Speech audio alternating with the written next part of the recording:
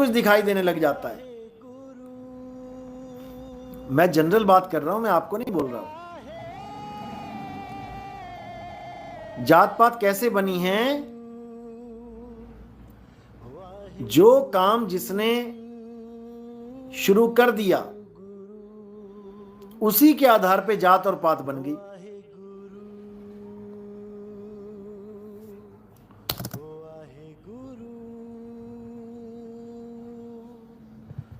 ये समझ लो।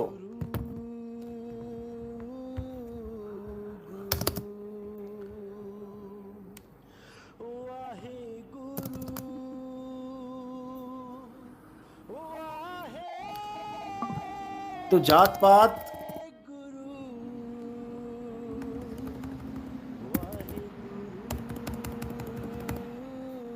काम के आधार पे बनी है।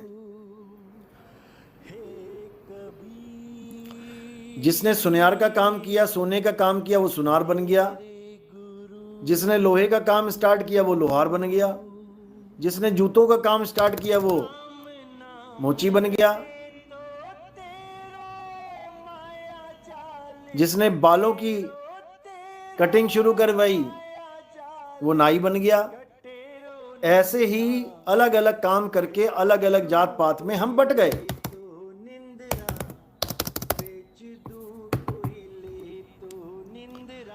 लेकिन परमात्मा की कोई जात पात नहीं। परमात्मा के बच्चों की जात पात कहां से आएगी? कोई बता दे परमात्मा कौन सी जात का था?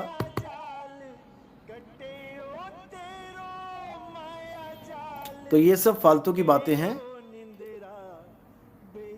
और जो लोग छुआछूत को बहुत ज्यादा मानते हैं कि जी ये नीच जात का है, हम तो इसके हाथ से पानी नहीं पिएंगे, राजस्थान में ज्यादा होता है ये।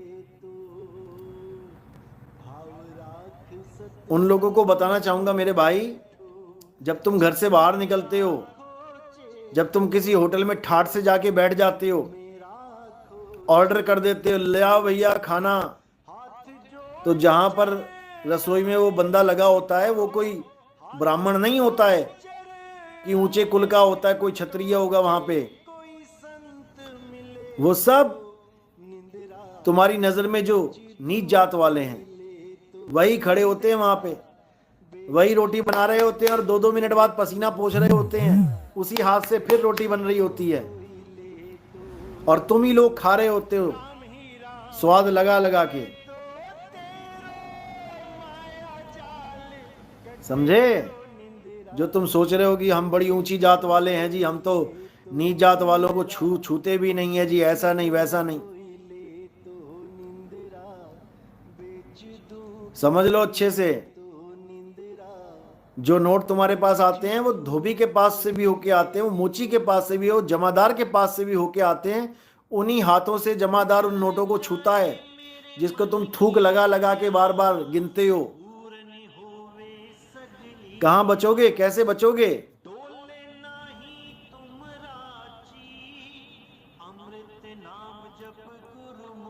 तो इन जात पात से बिल्कुल दूर हो जाओ।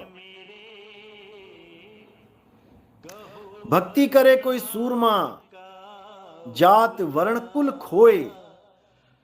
बिल्कुल, जात ना पूछो साधु की, पूछ लीजिए ज्ञान। मोल करो तलवार का, पड़ी रहने दो म्यान। लेकिन आज के समय में क्या हो रहा है? जो ब्राह्मण गुरु बैठा हुआ है वो क्या बता रहा है लोगों को? गुरु तो ब्राह्मण ही होना चाहिए, और कोई और किसी जात का गुरु नहीं होना चाहिए। बताओ,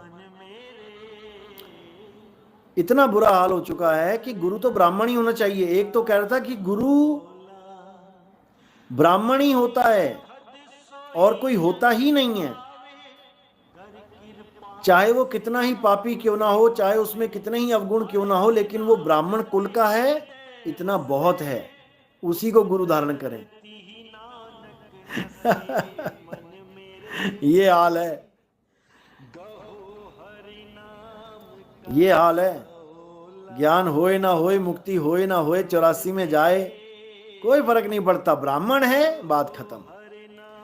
एक तो ऐसे धुरंधर हैं जो कहते कि मैं तो भगवान से कह के आया हूं कि मुझे मुक्ति भी नहीं चाहिए, मुझे मुझे मोक्ष नहीं चाहिए, मुझे कुछ नहीं चाहिए, मैं बस इसी ब्राह्मण कुल में बार बार पैदा होता रहूं। बताओ। अरे सारे भगवान कह कह के थक गए, ये मनुष्य जन्म अनमोल है भाई। इस मनुष्य जन्म में मुक्ति ढूंढो। कहां है मुक्ति? किसी मंदिर में मुक्ति नहीं पड़ी हुई है जो जाओ वहां पर, किसी मस्जिद में मुक्ति नहीं पड़ी हुई है जो वहां जाओ, किसी गुरुद्वारे चर्च में जाने की जरूरत नहीं है मुक्ति के लिए। कहां जाना है? अध्याय 4 34वां श्लोक। हे अर्जुन, अगर तुम सत्य को प्राप्त करना चाहते हो तो ऐसी गुरु की शरण में जाओ जिसने सत्य को अर्थात आत्मा को जान लिया है। वही तुम्हें तुम्हारी आत्मा का ज्ञान करवा सकता है। उसी आत्मा में परमात्मा का वास है। हे अर्जुन, आत्मा का ज्ञान हो जाना परमात्मा का ज्ञान हो जाना है। आत्मा और परमात्मा में कोई भेद नहीं है, लेकिन कुछ मूर्ख लोग आत्मा को जीव आत्मा समझ बैठते कि आत्मा और जीव एक ही बात है। अरे भाई, अगर आत्मा और जीव एक बात होती तो जीव के साथ आत्मा लगाने की जरूरत ही क्या है? अकेला जीव कहने पर ही पता लग जाना चाहिए था कि आत्मा है, लेकिन फिर भी लगाया जाता है जीव आत्मा, परम आत्मा। अब आत्मा के साथ परम क्यों लगाया गया? आत्मा और परमात्मा में जो लोग भेद बताते हैं वो असल में जानते ही नहीं कि आत्मा और परमात्मा एक है। जीव है भटका हुआ, आत्मा नहीं भटकी हुई है। इसी को संतों ने बोला आत्मा सो परमात्मा, नहीं कबीर नहीं धर्मदास, अक्षर एक सब घट ही निवास, वाही सो सतपुरुष कहिए, आदि अंत अक्षर गह रहिए। कौन समझाए इनको? आत्मा अचल है और जीव चलायमान है, चलता है। कौन समझाए इन मूर्खों को? अपने बस की तो बात है नहीं, तुम ही लोग जाओ समझाओ भाई।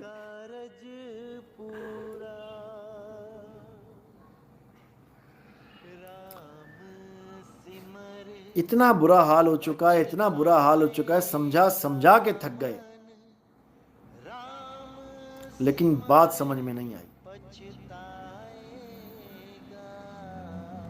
तो बहुत अच्छा रिस्पांस आया है जो मैंने बताया था कि हमें अंगदान करना चाहिए।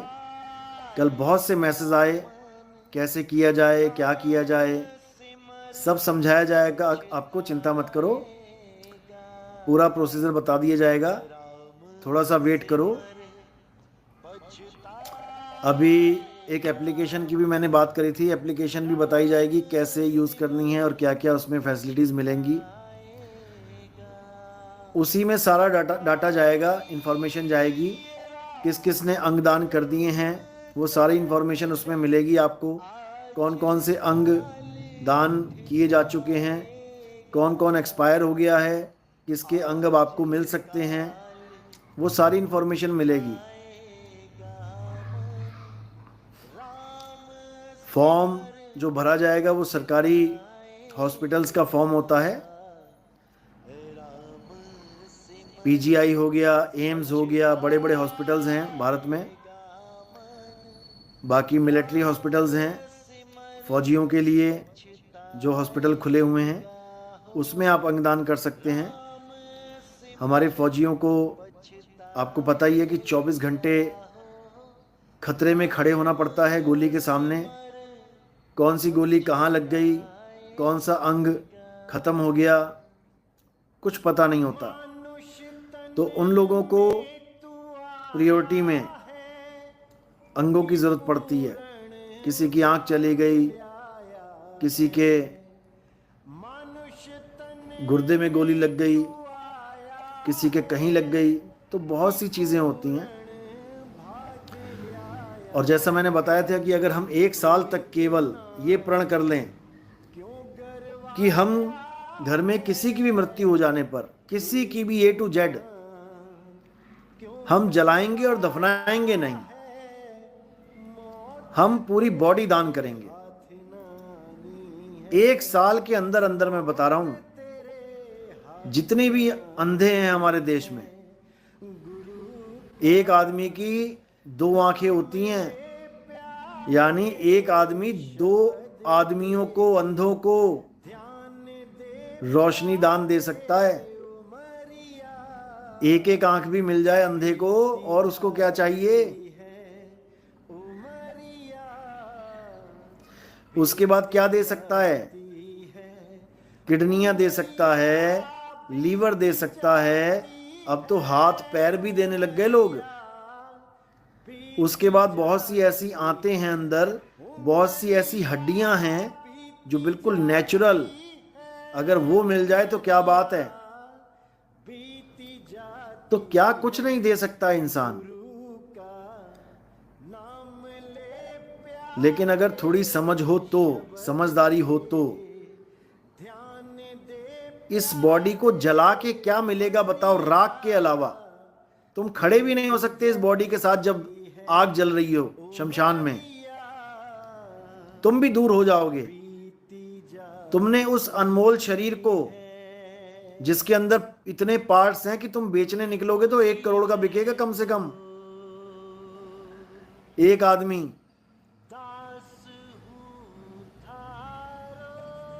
उसको तुमने राख कर दिया, मिट्टी में डाल के, नमक डाल के तुमने स्वाहा कर दिया, मिट्टी बना दिया उसको, जबकि उसी से किसी और को नया जीवन मिल सकता था।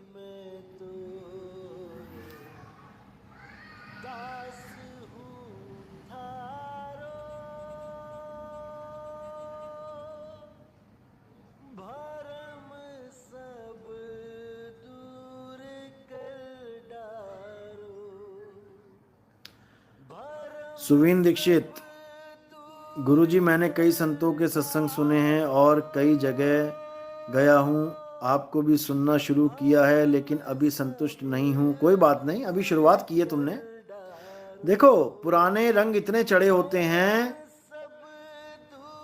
कि वो उतारने मुश्किल हो जाते हैं, और जब तक वो रंग नहीं उतरेंगे ये रंग नहीं चढ़ेगा। नमक की ढली मुंह में लेके तुम गुड़ का स्वाद लेने चले हो, नहीं आएगा स्वाद। पहले नमक की डली मुंह से निकालनी पड़ेगी। नमक की डली मुंह से निकालोगे और फिर गुड़ का स्वाद लोगे, तब समझ में आएगा कि तुम्हें मीठा है कि नहीं। अभी इतनी जल्दी नहीं समझ में आएगा। तो जो तो होते हैं पढ़ने वाले, वो तो प्यार से पढ़ लेते हैं, उनको छड़ी की जरूरत नहीं है। लेकिन जो होते हैं निकम्मे, उनको छड़ी पढ़नी लाजमी है, क्योंकि गुरु का काम ही यही। 1 मिनट रुको जरा।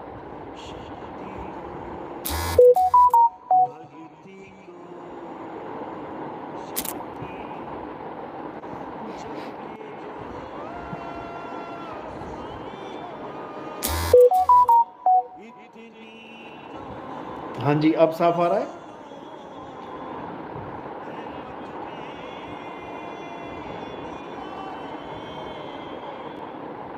हाँ, तो गुरु का काम केवल प्यार बांटना नहीं होता कि कोई आए और कहे कि गुरुजी हमें तो केवल इज्जत चाहिए आपसे, हमें डंडे नहीं चाहिए। या कोई ऐसा पिता नहीं है, या ऐसा बदनसीब पिता ऐसा नहीं होगा कोई जो ये जाके कहे कि भाई मेरे बच्चे को आपने डांटना नहीं है, मेरा बच्चा पढ़े चाहे ना पढ़े आपने नहीं डांटना है। ऐसा इस दुनिया में कोई पिता नहीं होगा। हाँ, जो बिगड़े हुए होते हैं, जैसे कोई मंत्री संतरी है, कहे मेरे बेटे को हाथ मत लगा देना, तुम्हें पता नहीं किसकी औलाद है वो बात अलग है। लेकिन जो अच्छा इंसान होगा, जो अच्छा पिता होगा, वो क्या कहेगा कि मेरे बच्चे को पढ़ाओ, और अगर ना पढ़े तो टीचर साहब 2 डंडे भी लगा दो इसके। तो ऐसे जो पिता होते हैं वही उस बच्चे का भविष्य बना पाते हैं। और जब बच्चे को लगे कि नहीं मुझे मार पड़ेगी नहीं, मुझे डांट पड़ेगी नहीं, तो वो कभी नहीं पड़ेगा। डफर है, डफर ही आएगा, डफर ही जाएगा। तो कुछ लोग ऐसे होते हैं, बच्चे ऐसे होते हैं जो तो बड़े प्यार से पढ़ लेते हैं, सब कुछ ठीक है। कुछ ऐसे होते हैं जो डंडा परेड चाहिए, जिनको वो पढ़ते ही नहीं हैं। तो जब डंडा परेड होती है तो उनको लगता है हाय हाय हाय हाय, ये कोई गुरु है, ये कोई टीचर है।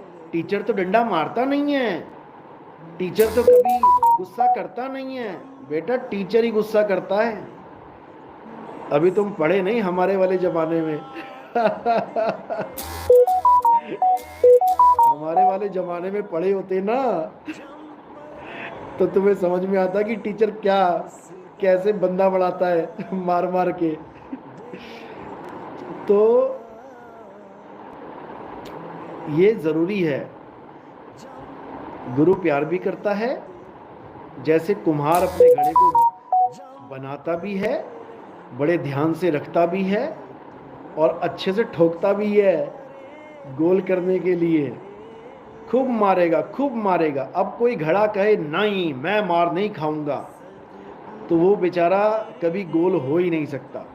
वो मार्केट में मिट्टी के भाव जाएगा, जाएगा ही नहीं। तो जो बदनसीब होते हैं वो ये सोचते हैं कि मेरा गुरु तो ऐसा है, मेरा गुरु तो वैसा है, ये तो गुरु कहलाने लायक नहीं है। ऐसे बदनसीब होते हैं ये लोग। ये इंसानी चोले को तो पा लिया इन्होंने, लेकिन इनकी किस्मत जो होती है वो सड़ी हुई कलम से लिखी जाती है। सड़ी हुई कलम से उनकी किस्मत भी सड़ी हुई होती है। तो ऐसे भी लोग हैं, अच्छी बात है, ऐसे भी होने चाहिए।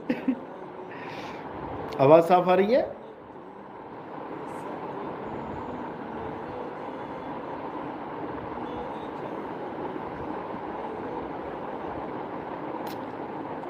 अमेलिया जोन्स, गुरुजी क्या परमात्मा का कोई नाम नहीं है? अगर है तो फिर क्या है? कृपया नाम बताएं, जानने का बड़ा इच्छुक हूं। बहुत अच्छी बात है। पहले तो ये समझ लो कि आपने खुद ही बोल दिया कि परमात्मा का कोई नाम है कि नहीं। तो जो नाम आपने बोला परमात्मा, ये नाम किसने बनाया? ये टैग किसने लगाया कि वो परमात्मा है, उसका नाम परमात्मा है? पहले तो आप ये समझ लें। परमात्मा नाम लेने के बाद आप पूछ रहे हो कि परमात्मा का कोई नाम है कि नहीं है। अरे परमात्मा भी तो एक नाम ही है, अब और दूसरा नाम भी चाहिए आपको। यही मैं समझा रहा हूं इतने दिनों से कि परमात्मा जो नाम है ये किसके द्वारा दिया गया है? ये हम लोगों के द्वारा दिया गया है, ये इंसानों के द्वारा दिया गया है। खुदा नाम, अल्लाह नाम, वाहिगुरु नाम, गॉड नाम, ये हम लोगों के द्वारा दिया गया है। कुरान में अल्लाह के 100 नाम हैं, भगवानों के 108 नाम हैं, राम जी के 108 नाम, शंकर जी के 108 नाम, हनुमान जी के 108 नाम। किसने बना दिए भैया 108 नाम? पूरी रामायण पढ़ लो तुम, पूरी रामायण में 108 नाम ढूंढ के दिखा दो राम जी के। 108 नाम ढूंढ के दिखा दो। राम जी चले गए पूरी लीला करके, वो राम से रघुनाथ बन गए होंगे भले एक आधी बार, लिखा हुआ वहां पे रघुनाथ, लेकिन राम से तुम 108 नाम पूरे करके दिखा दो रामायण में, नहीं कर पाओगे। हनुमान जी के 108 नाम पूरे कर दो, शिव महापुराण से शिव जी के 108 नाम पूरे कर दो, नहीं कर पाओगे। क्योंकि ये सारे नाम बाद में इंसानों के द्वारा रखे गए।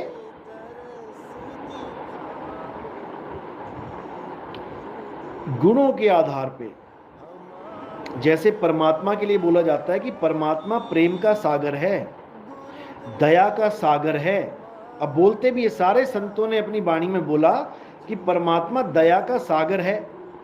अब कोई निकम्मे ये बोलने लग जाएं कि दया तो गुण है, परमात्मा तो दया से पार है, परमात्मा तो प्रेम से पार है, प्रेम तो गुण है। 10वीं पातशाही ने बोला जिन प्रेम कियो तिन ही प्रभ पायो। अब कोई उनकी वाणी को काटने लग जाए कि अरे नहीं नहीं, 10वीं पातशाही तो गुणों की बात करते हैं, उनको परमात्मा थोड़ी नहीं मिला है, वो तो गुणों में फंस गए। जिन प्रेम कियो तिन ही प्रभ पायो। अरे प्रेम करने से प्रभु थोड़ी नहीं मिलता।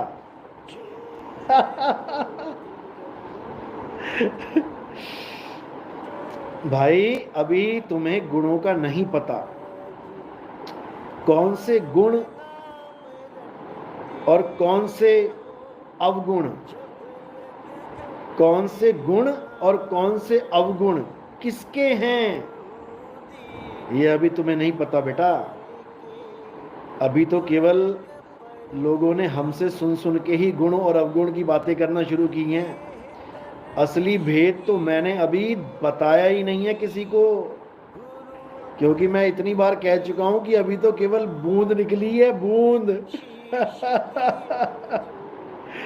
अभी तो ज्ञान की बूंद निकाली है, समुंदर अभी बाकी है, और एक बूंद में ही जुलाब लग गई सबको। एक बूंद में ही बदहजमी हो गई सबको। एक बूंद नहीं सह पाए ज्ञान की, समुंदर आएगा ना जब, तो पता नहीं लगेगा तुम लोग कहां बह जाओगे, समझे। अभी एक बूंद में ही जुलाब भी लग गए और उल्टियां भी लग गई, ऊपर नीचे दोनों तरफ से ज्ञान ही ज्ञान निकल रहा है। अभी तो एक बूंद की डोज दी है, अभी समुंदर बेटा बाकी है। और जिस दिन समुंदर आ गया ना, उस दिन परखच्चे उड़ जाएंगे पूरी दुनिया के ज्ञानियों के। अभी तो शुरुआत है, अभी तो मात्र एक छोटी सी प्यारी सी नन्ही सी बूंद निकाली है, बूंद। बहुत गहरा सवाल है, अच्छे से समझ लेना। तो बात चल रही है कि कल्कि अवतार जो है वो काल भगवान का अवतार है या मुक्तिदाता है।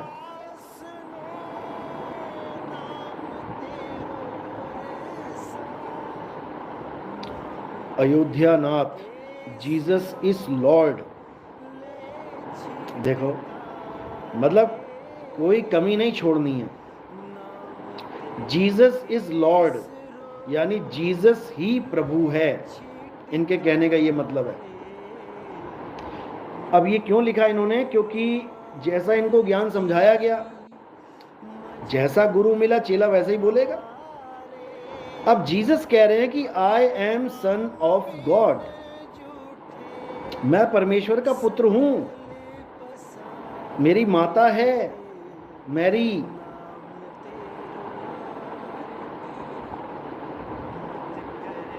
मेरी माता है, मैं माता से पैदा हुआ हूं। तो फिर तो लॉर्ड की माता भी हो गई, परमेश्वर की भी मां हो गई। बात ये है, इसी को समझना है।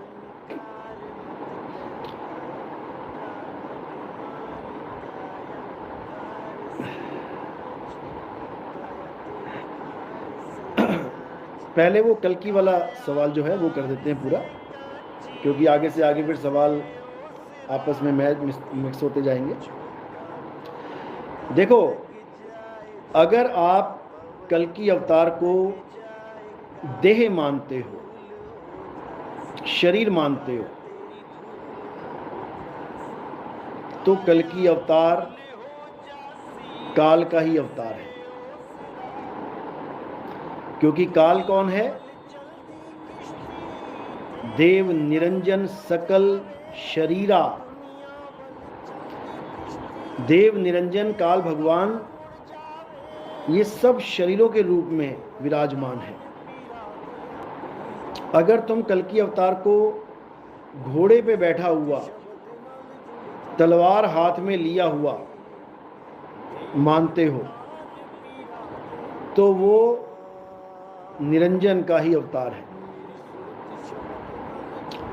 अगर तुम कल्कि अवतार को आत्म स्वरूप का अवतार मानते हो, आत्म अवतार मानते हो, तो वो स्वयं परमात्मा ही है। जिसको गरीबदास जी की वाणी में निहि कलंक राया, निहि कलंक यानी जिसमें कोई कलंक ना हो, कलंक से रहित। और जब आप कल्कि का भी अनुवाद देखेंगे, कल्कि का अनुवाद देखेंगे, कल्कि का मतलब देखेंगे, पर्यायवाची देखेंगे, तो आप जान पाएंगे कि कल्कि का मतलब होता है कलंक को खत्म करने वाला,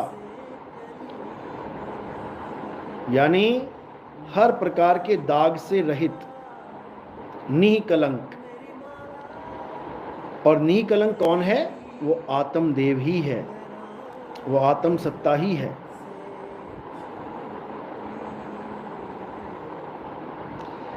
तो दोनों रूप आपके सामने आ गए, जैसे आपका काया रूप और आपका आत्म स्वरूप, दोनों चीजें आपके साथ हैं। काया रूप भी है और आपका आत्म स्वरूप भी है। अब काया को सत्य मानोगे तो यानी झूठ को, माया को सत्य मान रहे हो, और आत्मा को सत्य मानोगे तो आत्मा तो सत्य है ही है। तो इसी प्रकार कल्कि अवतार किसी घोड़े पे बैठे इंसान जिसके हाथ में तलवार है उसको नहीं मानना है, वो तो काया रूप है। सांकेतिक ज्ञान को समझना है। घोड़े कौन है? अकल के घोड़े हैं, अकल के घोड़े, बुद्धि के घोड़े दौड़ाने वाला। और तलवार है विवेक की तलवार, विवेक की तलवार से सत्य असत्य का निर्णय करने वाला, झूठ को काटने वाला, असत्य को काटने वाला, वो है कल्कि। यानी जो चीज कट जाए वो है माया, और जो अकट्ट है, जिसको कोई काट नहीं सकता, वो है कल्कि। समझ लो। हे अर्जुन, नैनम छिंदन्ति शस्त्राणि, नैनम दहति पावका, न चैनम क्लोदंतापो, न शोषति मारुता। कह रहे हैं कि जिसको कोई काट नहीं सकता, मार नहीं सकता, जला नहीं सकता, वही परम सत्य है, वही सत्ता है, उसी को कल्कि जानो।